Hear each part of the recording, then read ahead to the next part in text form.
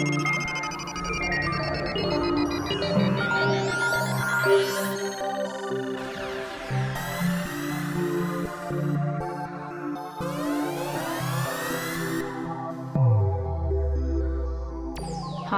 and welcome again to the Machine Learning and Data Privacy podcast. I'm your host Fabiana, and this is a podcast powered by the MLOps community. And if you haven't joined yet our Slack, you should. No excuses there. You already have the links in the description box below, so go ahead and become a member of our amazing community. Podcast series is sponsored by Y-Data, a startup that is helping early adopters of AI so they can become the leaders of tomorrow. Now that we have completed the commercials, let's jump into today's episode. For many of us, artificial intelligence is seen as a way to drive great transformations. But for some others, it still remains a mystery, especially in what concerns the ethics behind creating such powerful solutions. And I'm happy to have here with us today Charles Radcliffe, as he will help us out solving some of the questions that we have around AI and ethics. Charles is a serial entrepreneur and a data philosopher who has focused his career on solving tough tech challenges for some of the world's largest organizations.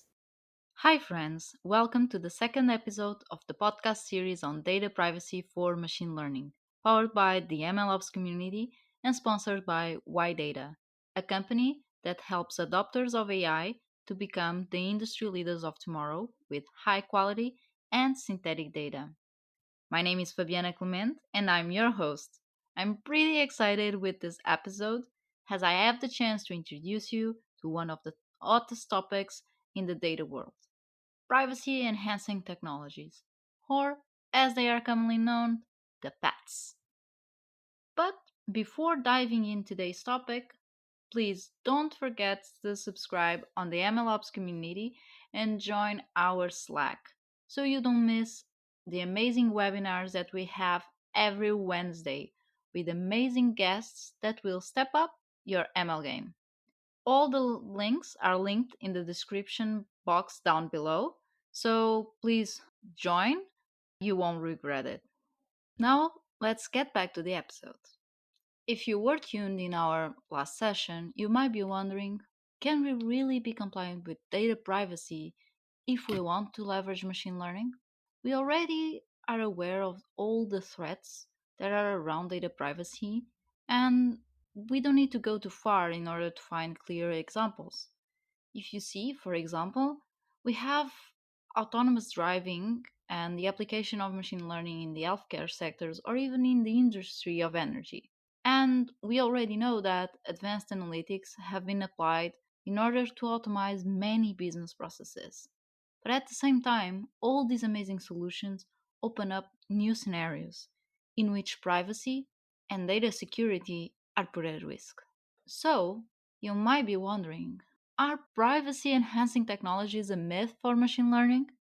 That's what I count to uncover with today's episode. Let's get back to the basics. What are, after all, privacy enhancing technologies? I've already shared that with the emerging new solutions based on machine learning, and at such fast speed, data privacy is definitely a major concern. Machine learning techniques are pretty powerful, and we already know that can end up in data breaches. But not everything are bad news. Although new risks are emerging, can also seek the help of the exact same technology to minimize, mitigate, and completely avoid risks around privacy and data protection.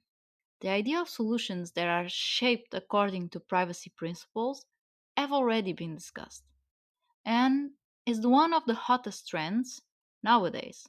After all, our own privacy is something that we should take care very seriously. This is a general idea of what are privacy enhancing technologies, or PETs, which covers a very broad range of technologies that were designed with the particular objective of supporting privacy and data protection. So, in the end, what do they promise? It is really true that it's possible to take from data its full potential and unleash its full commercial value, scientific and social, without compromising the privacy and security of the information. Why are pets so important? And in the end, what are their limitations? To answer all these questions, we need, in the first place, to cover some of these technologies in more depth. Pets are quite diverse and applicable with different objectives, depending on the situation and use cases. So, let's jump into the four most well known pets: the homomorphic encryption, differential privacy, federated learning, and last but not the least, synthetic data, my favorite. Let's jump into the first one: homomorphic encryption. Just like the name says, we can easily guess that this is some sort of encryption. But what is so different about it? And what it makes such a good candidate as a pet? Homomorphic encryption is an encryption form that allows data owners to encrypt their own data while allowing a third party to perform computations on it without even knowing anything about the underlying data. The results of any computation done on the data are expected to be sent again to the owner, who is the only one that is able to decrypt and check the results. In highly regulated markets and industries such as healthcare, homomorphic encryption can be highly useful as it enables the creation of new services and data driven solutions without concerns around the privacy of the data itself. Let me give you some more concrete examples. It is very hard to get access to medical data, as you know, for obvious reasons, yes. But if we can run the analysis and machine learning algorithms on top of the encrypted data and afterwards have the results decrypted by the hospitals, this would definitely mitigate a lot of concerns around privacy, wouldn't it? Sounds pretty powerful and pretty good, right? So, can we go fully homomorphic encryption on all datasets? Well, in my opinion, this is where things get a bit messy, or at least less pleasant. The application of HE schemes to a full dataset can slow down a lot the computation when compared to the same calculations with unencrypted data. When I say a lot, I mean a million times slower. And if that's the case, give a test to the Python package pyfile that is linked in the description box below. Now that we already have an overview on homomorphic encryption, let's go to the next exciting path: differential privacy. In general terms, differential privacy is a mathematical definition of privacy in the context of machine learning and statistics. Roughly speaking, differential privacy, or DP, as I'm going to call it, guarantees that anyone seeing the result of an analysis, which was DP enabled, will essentially make the same inference about any individual's private information, whether or not the same individual was included in the input data. It's a bit confusing, right? Let me give you an example so it's easier for you to understand what is behind DP.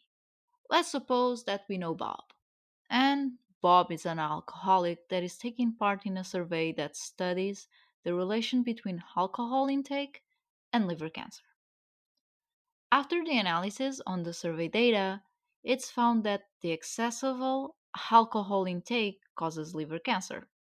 According to DP, no private information of Bob is revealed because the result of the survey, the impact of alcohol on liver, is independent of if Bob is whether or not in the data set. The conclusion of the survey is essentially treated as the general information of a population, not as the private information about Bob specifically. In the end, what DP does is equivalent to introducing random noise to the given answers before any statistical information is extracted from the data, which allows to ensure privacy while not having a massive impact on the result's accuracy. If the answers or some attributes are changed, can we really guarantee that the results were not massively impacted?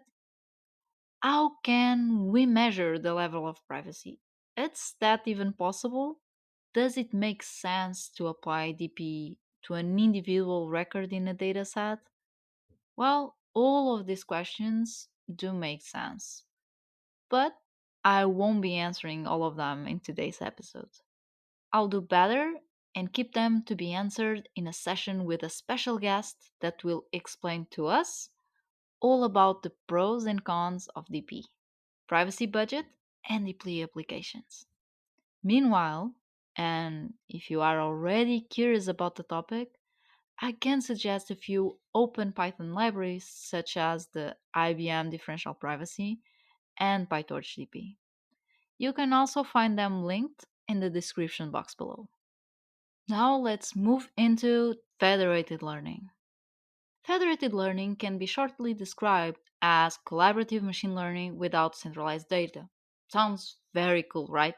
So, if we had to tweet about federated learning, I would, without a doubt, use the hashtag decentralization.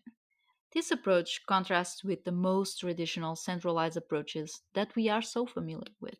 Or even if we think about the more classical decentralization approaches, in which we assume that the local data samples are identically distributed and roughly the same size, federated learning does not have those assumptions.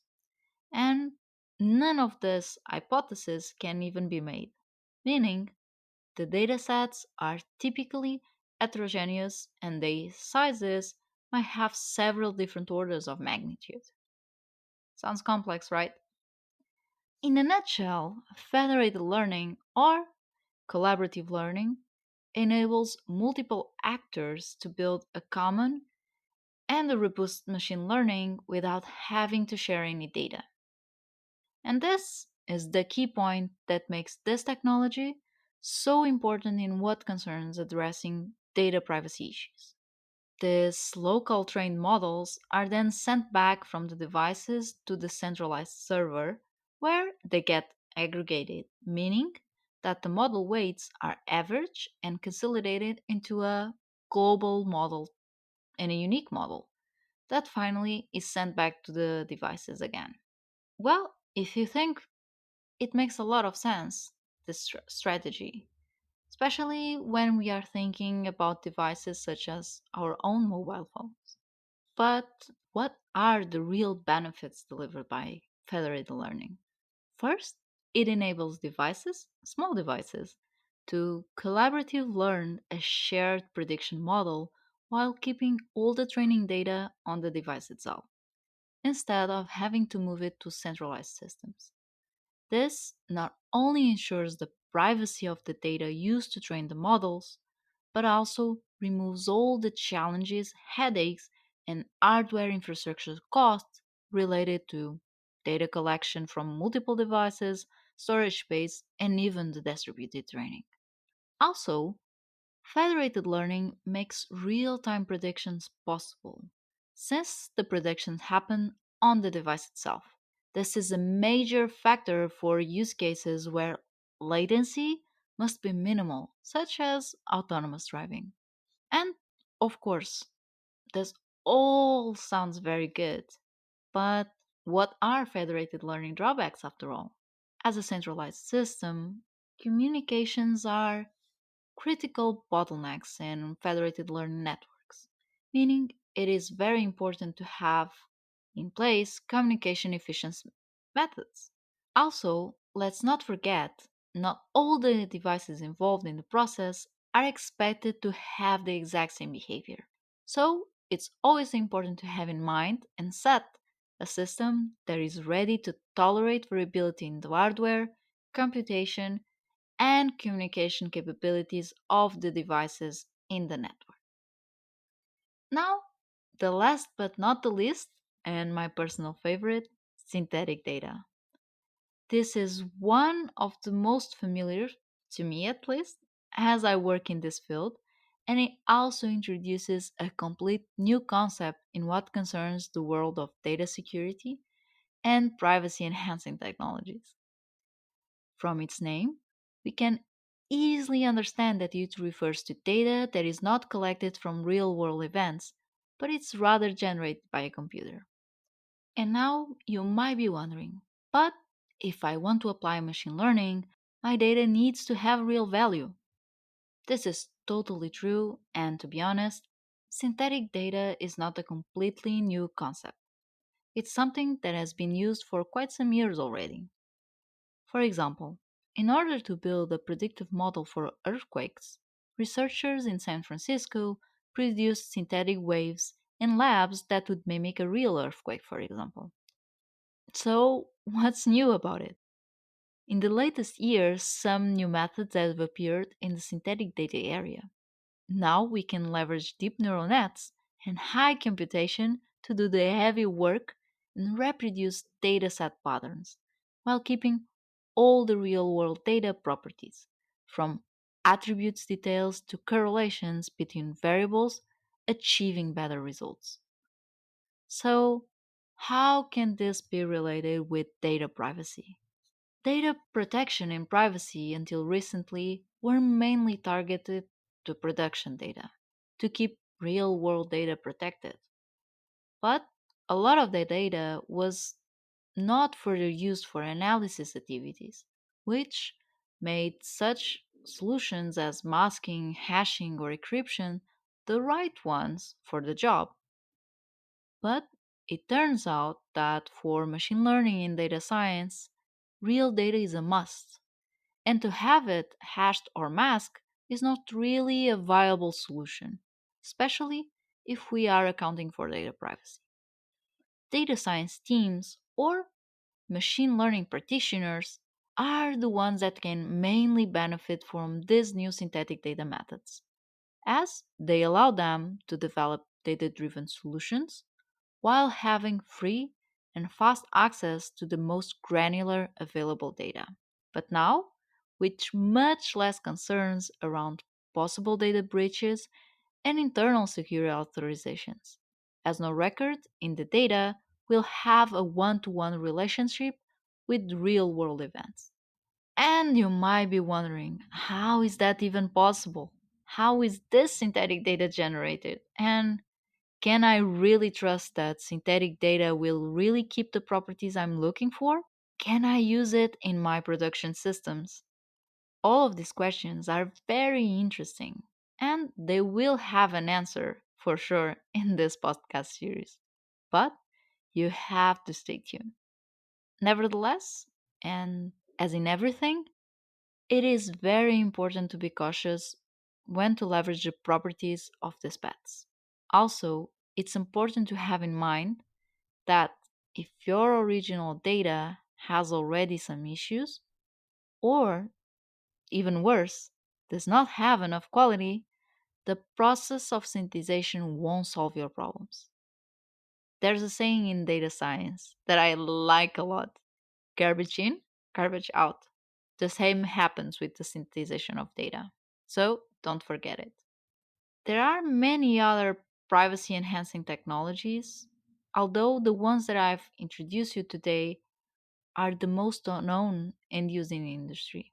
It is not surprising that tech giants such as Google's and Facebook are already pioneers in what concerns these technologies.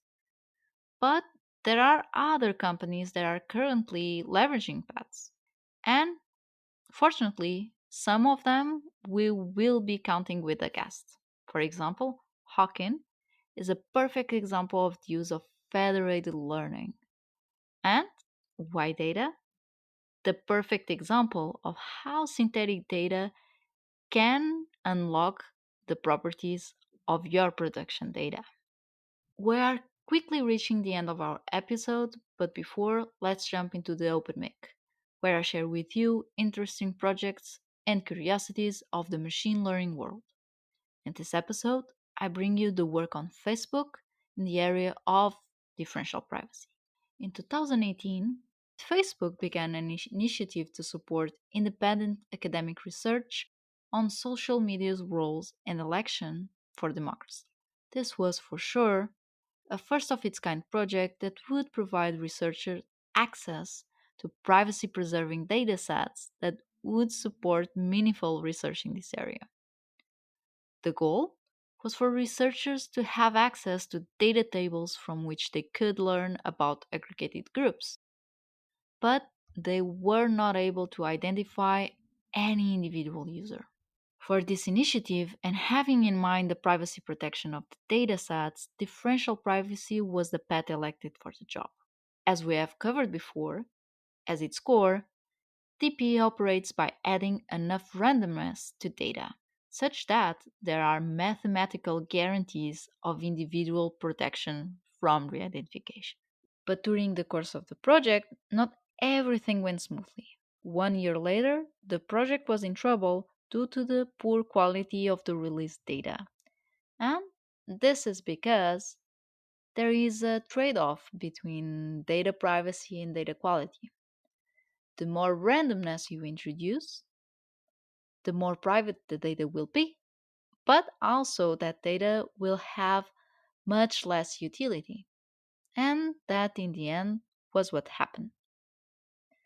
Happily, at the beginning of this year, Facebook was finally able to release a complete and much bigger dataset to researchers, with the quality to conduct the research activity. And during the current COVID pandemic, they also had a role to play, showing that open data can play an important role for social good. By leveraging EP, they released mobility data to help during the COVID 19 response. This is great, and another important and big remark for DP. Another big and important remark, as for DP and even for other PET methodologies, is the fact there are recommendations and guidelines that should be followed in order to implement successful and viable solutions. For that reason, Facebook research team have released a full article on the guidelines for the adoption of DP in our organization. You can find the link in the description box below, as usual. And that's it for today's episode. I hope you have enjoyed and learned more about data privacy for machine learning and privacy enhancing technologies. The next episode will be focused on the first path that we have discussed today, homomorphic encryption. And please don't forget to subscribe to the podcast, stay tuned, and join our amazing community on Slack. Thanks and take care.